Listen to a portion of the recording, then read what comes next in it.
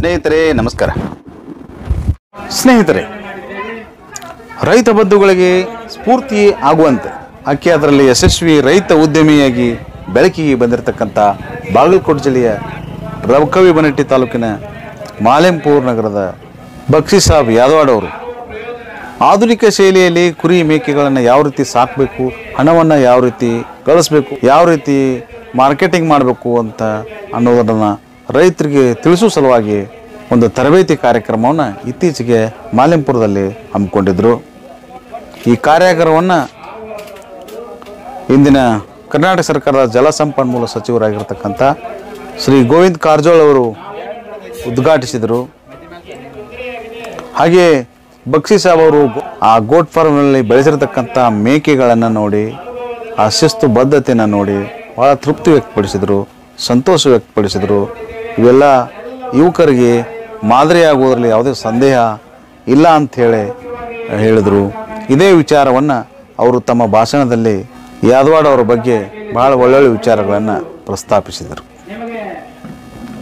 ಹಾಗೆ ಅವರ ಜೊತೆಗೆ ಬಂದಿರತಕ್ಕಂಥ ತೇರದಾಳ ಮತಕ್ಷೇತ್ರದ ಶಾಸಕರಾಗಿರ್ತಕ್ಕಂಥ ಶ್ರೀ ಸಿದ್ದು ಸೌದಿಯವರು, ಹಾಗೆ ಬಾಗಲಕೋಟೆ ಸಂಸದರಾಗಿರ್ತಕ್ಕಂಥ PC ಸಿದ್ದನಗೌಡ ಅವರು ಕೂಡ ಈ ಬಕ್ಷಿ ಸಾಬ್ ಅವರ ಗೋಟ್ ಫಾರ್ಮ್ ಬೆಳವಣಿಗೆ ಬಗ್ಗೆ, ಅವರು ಬೆಳೆದು ನಿಲ್ಲಿಸಿದ ಬಗ್ಗೆ, ಅವರು ಯಾವ ರೀತಿ ಅಭಿವೃದ್ಧಿ ಪಡಿಸಿದ್ರ ಬಗ್ಗೆ ತೃಪ್ತಿಯನ್ನು ವ್ಯಕ್ತಪಡಿಸಿ ಅದನ್ನು ಇವತ್ತಿನ ಯುವಕರು ಈ ಗೋಟ್ ಫಾರ್ಮನ್ನು ನೋಡಿ, ಬಕ್ಷಿ ಸಾಬ್ ಅವರನ್ನು ನೋಡಿ ಪಾಠ ಕಲಿಬೇಕು, ಅವರನ್ನೇ ಮಾದರಿಯಾಗಿಟ್ಟುಕೊಂಡ ರೈತ ಉದ್ಯಮಿಯಾಗುವತ್ತ ದಾಪುಗಾಲು ಹಾಕಬೇಕು, ಈ ಮೂಲಕ ನಿರುದ್ಯೋಗ ಸಮಸ್ಯೆಯನ್ನು ಮೆಟ್ಟಿ ನಿಲ್ಲಬೇಕು ಅಂಥೇಳಿ ಯುವಕರಿಗೆ ಕರೆ ನೀಡಿದರು.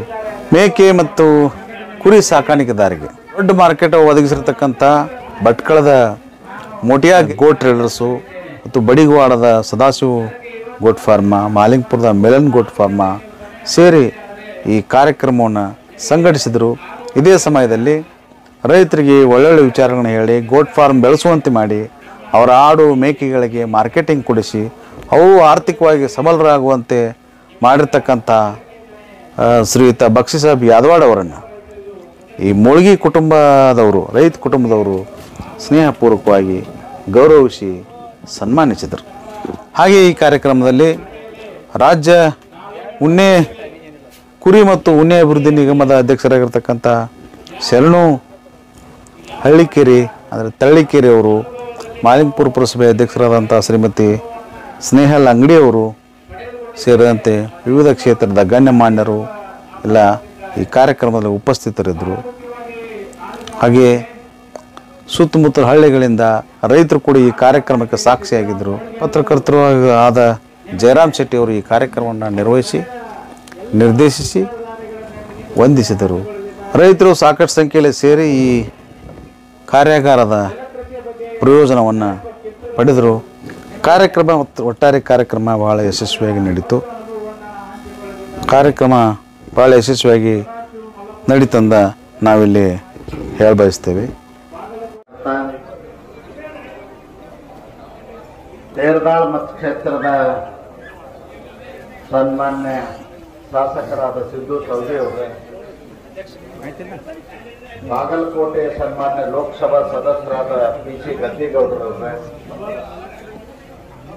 ಕುರಿ ಮತ್ತು ಉಣ್ಣೆ ನಿಗಮದ ರಾಜ್ಯ ಅಧ್ಯಕ್ಷರಾದ ಶರಣು ತಳ್ಳಿಕೇರಿ ಅವರೇ, ವೇದಿಕೆ ಮೇಲೆ ಆಸೀನರಾಗಿರ್ತಕ್ಕಂಥ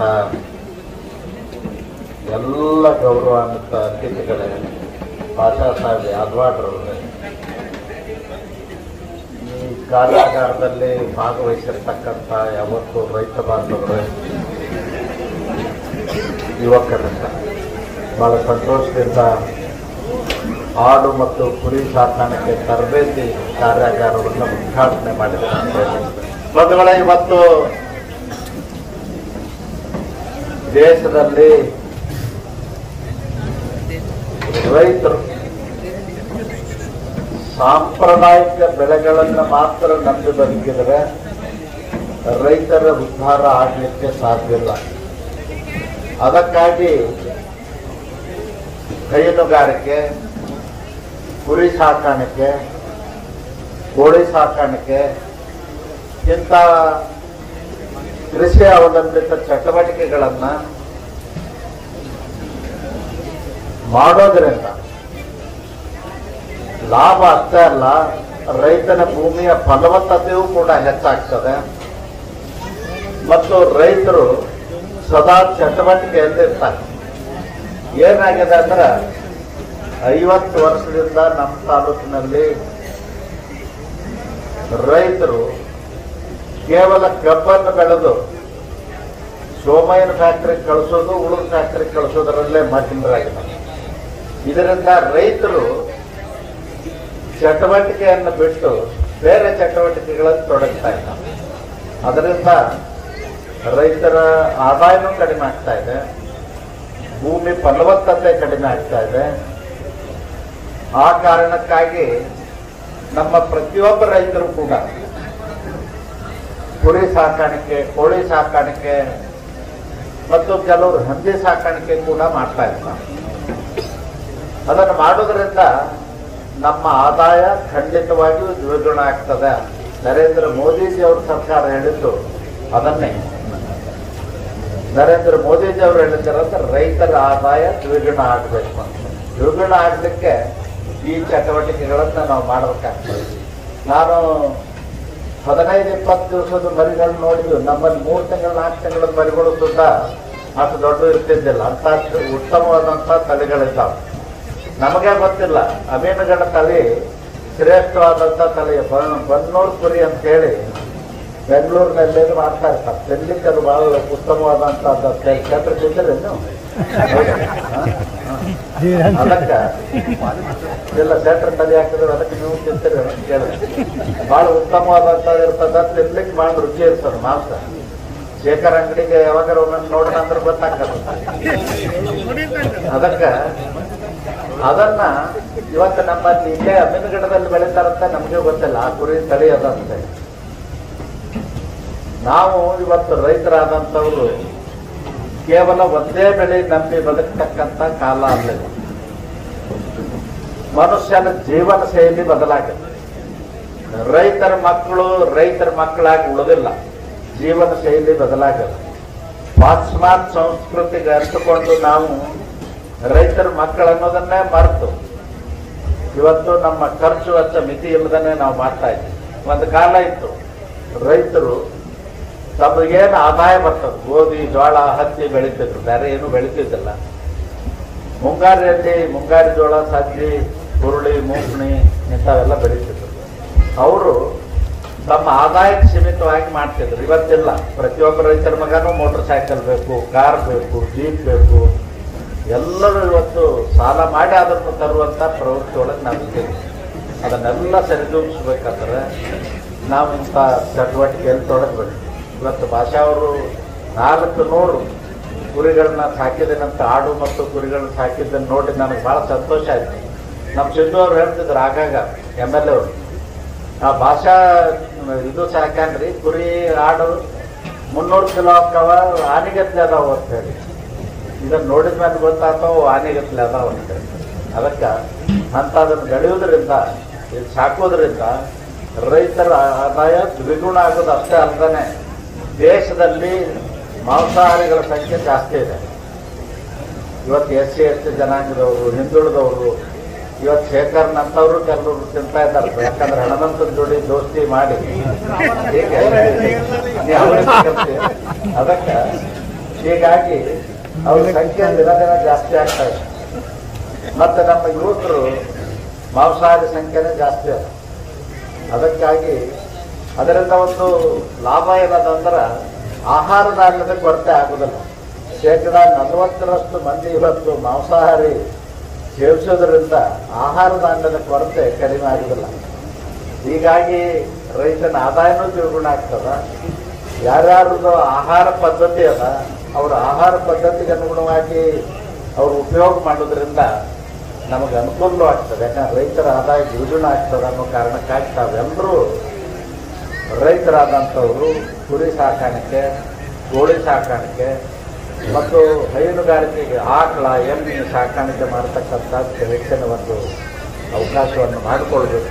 ಅದರಿಂದ ನಮ್ಮ ಕುಟುಂಬಕ್ಕೂ ಅನುಕೂಲ ಆಗ್ತದೆ. ಕುಟುಂಬದ ಸದಸ್ಯರು ಕೂಡ ಎಲ್ಲರೂ ಉದ್ಯೋಗದಲ್ಲಿ ತೊಡಗ್ತಾರೆ.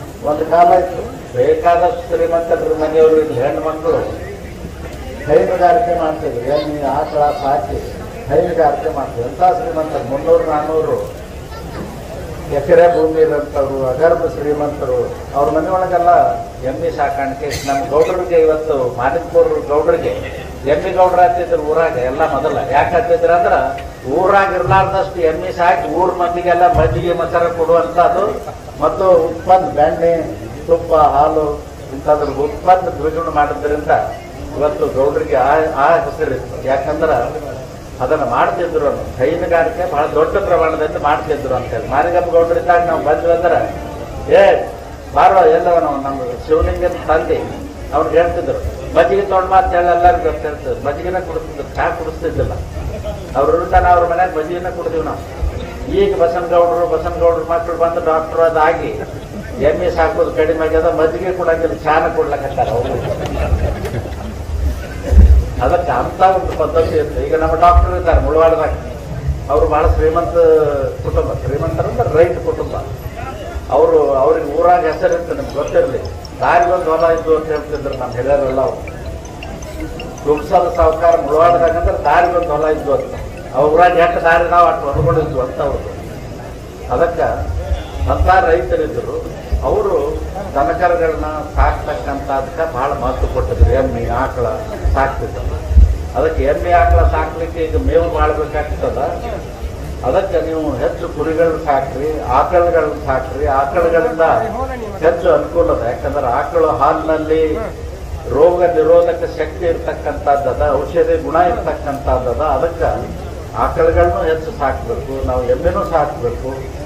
ಅವೆಲ್ಲ ಕೆಲಸ ಕಾರ್ಯಗಳನ್ನು ನಾವು ಮಾಡೋದ್ರಿಂದ ರೈತರು ಶ್ರೀಮಂತರಾಗಬೇಕು ಅಂತ ಹೇಳಿ ಸಂದರ್ಭದಲ್ಲಿ ಹೇಳಿ ಬಾಸಾ ಸಾಹೇಬ್ ಯಾದವಾಡ್ ಅವ್ರ ಸಲುವಾಗಿ ಬಂದ. ಯಾಕಂದ್ರೆ ಇವತ್ತು ನಾನು ಚುನಾವಣೆ ಸಂದರ್ಭದಲ್ಲಿ 30ನೇ ತಾರೀಕಿನವರೆಗೂ ಎಲ್ಲೂ ಹೋಗಬಾರ್ದು ಅಂತೇಳಿ ಶಪಥ ಮಾಡಿ ಗೊತ್ತಂತವ. ನಾನು ಬಾಸಾ ಸಾಹೇಬ್ ಯಾದವಾಡ್ ಅಂತ ನಾನು ಕಾರ್ಡ್ ಹಂಚ್ತೀನಿ, ಎಲ್ಲರಿಗೂ ಹೇಳಿನಿ, ನೀವು ಬರಬೇಕು ಅಂತೇಳಿ ಒತ್ತಾಯ ಮಾಡಿದರು. ನಮ್ಮ ಪ್ರೀತಿ ಮನುಷ್ಯ ಯಾದವಾಡನ ಮನಸ್ಸು ಯಾಕಂದ್ರೆ ಒಂದು ಸುಂದರವಾದಂಥ ಹೂವಿನ ತೋಟ ಇದ್ದಂಗೆ. ಯಾವತ್ತೂ ಒಳ್ಳೆಯ ವಿಚಾರಗಳನ್ನ ಮಾಡ್ತಾನ, ಯಾವತ್ತೂ ಒಳ್ಳೆಯದನ್ನ ಬಯಸ್ತಾನ, ಎಲ್ಲರ ಜೊತೆಯಲ್ಲಿ ನಗನಗ್ತಾ ಇರ್ತಾನ. ಹೀಗಾಗಿ ಬಾಸಾ ಸಾಹೇಬ್ ಯಾದವಾಡ್ ಅಂದ್ರೆ ಒಂದು ಸುಂದರವಾದಂಥ ಹೂವಿನ ತೋಟ ಇದ್ದಂಗೆ. ಅವನಲ್ಲಿ ಯಾವತ್ತೂ ವಿಚಾರಗಳು, ಸುಂದರವಾದಂಥ ವಿಚಾರಗಳು ಬರೋದ್ರಿಂದ ಯಾವತ್ತೂ ಒಳ್ಳೆಯದನ್ನೇ ಬಯಸ್ತಾನ, ಆನಂದವಾಗಿರ್ತಾನ. ಕೆಲವರು ಸುಮ್ಮನೆ ವಿನಾಕಾರಣ ಮೈ ಪರ್ಸ್ಕೊಳ್ತಿರ್ತಾನೆ. ಅದನ್ನು ಮಾಡಬಾರ್ದು. ಬಾಸಾ ಸಾಹೇಬ್ ಯಾದವಾಡ್ಗಂತೂ ಶಾಂತವಾಗಿರ್ಬೇಕು. ನಾನು ಅವನೊಂದು ಇದು ಬರ್ದದ್ದು ನೋಡಿದೆ. ನನಗೆ ಇವತ್ತು ಅದನ್ನೇ ಕೊಟ್ಟ ಪ್ರೆಸೆಂಟೇಷನ್ನು. ಬಹುಶಃ ಒಂದು ಗುರಿ ಕೊಡ್ತಾನೆ ತಿಳ್ಕೊಂಡಿದ್ದೀನಿ. ಓದ್ಬೇಕಾಗ ಹಾಡ ಬರ್ದದ್ದನ್ನು ಕೊಟ್ಟ. ಸಾಹಿತ್ಯನೂ ಹೌದು, ಗುರಿನೂ ಸಾಕಾಣಿಕೆ ಮಾಡ್ತಕ್ಕಂಥ ರೈತನೂ ಹೌದು, ರಾಜಕಾರಣಿನೂ ಹೌದು ಬಾಸಾ ಸಾಹೇಬ್ ಯಾದವಾಡ್. ನಮ್ಮ ಮಾಲಿಕ್ಪುರ ಪುರಸಭೆ ಅಧ್ಯಕ್ಷರಾಗಿ ಬಹಳ ಒಳ್ಳೆಯ ಹೆಸರು ಗಳಿಸಿದಂಥ ಬಾಸಾ ಸಾಹೇಬ್ ಯಾದವಾಡ್ರವರು ಇನ್ನೂ ಹೆಚ್ಚು ಇಂಥ ಚಟುವಟಿಕೆಗಳಲ್ಲಿ ತೊಡಗಲಿ, ಉಳಿದಂಥ ರೈತರಿಗೂ ಆತ ಮಾದರಿ ಆಗಲಿ, ಅವ್ರಿಗೂ ಕೂಡ ಪ್ರೇರಣೆ ನೀಡತಕ್ಕಂಥ ಕಾರ್ಯಕ್ರಮಗಳನ್ನು ಮಾಡಲಿ ಅಂತ ಹೇಳಿ ಈ ಸಂದರ್ಭದಲ್ಲಿ ಹಾರಿಸಿ ಸದಾ ಮಹಾಲಿಂಗೇಶ್ವರರ ಆಶೀರ್ವಾದ ನಮಗೂ ನಿಮಗೂ ಬಾಸಾ ಸಾಹೇಬ್ ಯಾದವಾಡ್ ಅವ್ರಿಗೂ ಇರ್ತದ ಅಂತಕ್ಕಂಥ ಆಶಯವನ್ನು ವ್ಯಕ್ತ ಮಾಡಿ ನಾನು ಮಾತು ಮುಗಿಸ್ತೇನೆ. ನಮಸ್ಕಾರ.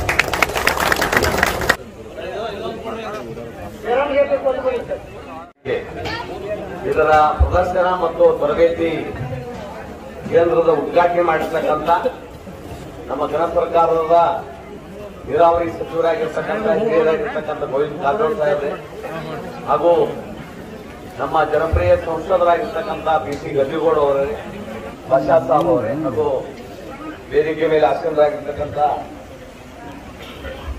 ಎಲ್ಲ ಅತಿಥಿ ಮಹೋದಯರೇ, ಸದಾಶಿವ ಗೋಟ್ ಫಾರ್ಮ್ ಬಣಿಕ್ವಾಡ್ ಹಾಗೂ ಮಿಲನ್ ಗೋಟ್ ಫಾರ್ಮ್ ಮಾಲಿಂಗ್ಪುರ್ ಇವರ ಸಂಯುಕ್ತ ಆಶ್ರಯದಲ್ಲಿ ನಡೆದಿರ್ತಕ್ಕಂಥ ಆಧುನಿಕ ಹಾಲು ಸಾಗಾಣಿಕೆ ತರಬೇತಿ ಹಾಗೂ ರೈತರ ಸಂವಾದ ಈ ಕಾರ್ಯಕ್ರಮದಲ್ಲಿ ಭಾಗವಹಿಸಿ ಉದ್ಘಾಟನೆಯನ್ನು ಮಾಡಿರ್ತಕ್ಕಂಥ ಕರ್ನಾಟಕ ರಾಜ್ಯದ ಜಲಸಂಪನ್ಮೂಲ ಸಚಿವರು ಆತ್ಮೀಯರಾಗಿರ್ತಕ್ಕಂಥ ಸನ್ಮಾನ್ಯ ಗೋವಿಂದ ಕಾರಜೋಳ ಅವರೇ ಹಾಗೆ ದೇವರಾ ಕ್ಷೇತ್ರದ ಶಾಸಕರು ಆತ್ಮೀಯರು ಆಗಿರ್ತಕ್ಕಂಥ ಸನ್ಮಾನ್ಯ ಶ್ರೀ ಸದೀರ್ ಅವರೇ, ನಾನು ಮೊಟ್ಟ ಮೊದಲಿಗೆ ಬಕ್ಷಿಸ ಯಾದವ್ ಅವರಿಗೆ ನಾನು ಧನ್ಯವಾದಗಳನ್ನು ಅರ್ಪಿಸಲಿಕ್ಕೆ ಬಯಸುತ್ತೇನೆ.